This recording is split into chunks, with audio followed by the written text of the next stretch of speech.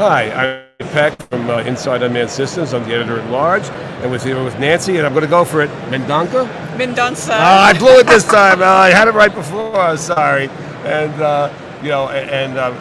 Nancy's with NASA and specializes in AAM. And what we're going to do here, I think, is drill down into the issues of community integration.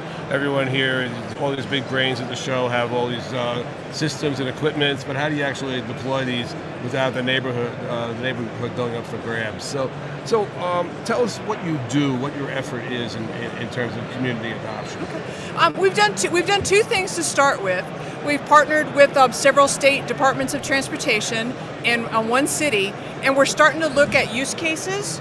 So we've discussed with them, hey, what are some of the needs in your community? Do you have healthcare deserts? Do you have transportation deserts? Are you spending too much in one area that an aerial vehicle can give you better performance at a less expensive or less cost? So, are you spending a ton of money doing inspections? Right. Can we bring in and make you aware of a capability that you can do that easier, less expensive, and safer?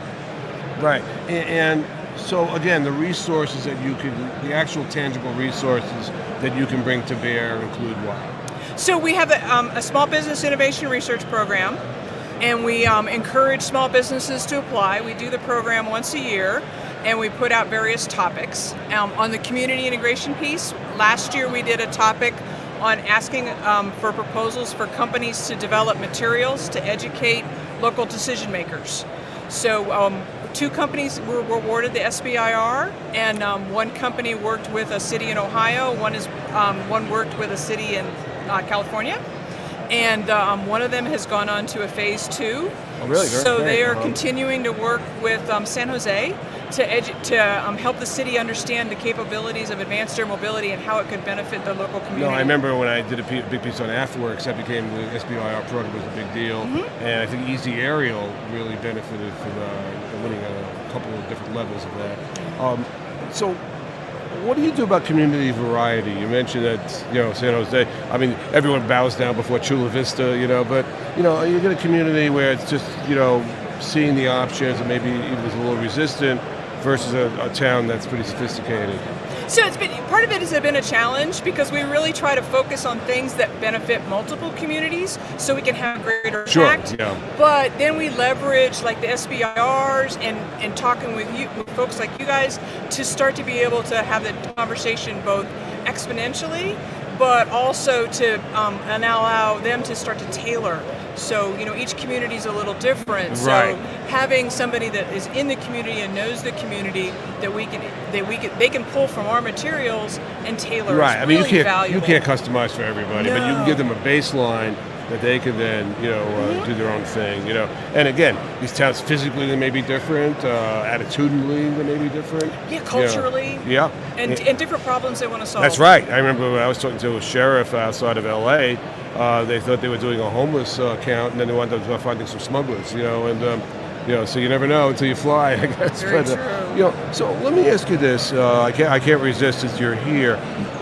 In terms of larger issues with AAM, we cover AAM a lot. What are you seeing as maybe that? Not only you, but what are you guys seeing as the three let's take three as examples. I can keep it short. Top of mind issues that that we need to pay attention to. Awareness and education. We did a survey last year with 1,500 people, and we focused in Ohio and Los Angeles. And only 75% of the people who answered the survey really knew what AAM was. So it's like, okay, we've got a huge issue that we've got to reach out and work with companies like you to get the word out so that next time we do the survey, it's 50% or even lower. We'll keep knocking that down, right. And then maybe one or two other key issues? I think, like I say, technology, which is here and we're going, and then the rules and regulations. Right. But it's also the rules and regulations at the local level. Yes. Land use, zoning, operating permits, right, and those kind of. And of course, every time there's a surge, like delivery, there's new issues. Much less Star Warsy, jets and vertiports, and stuff like that.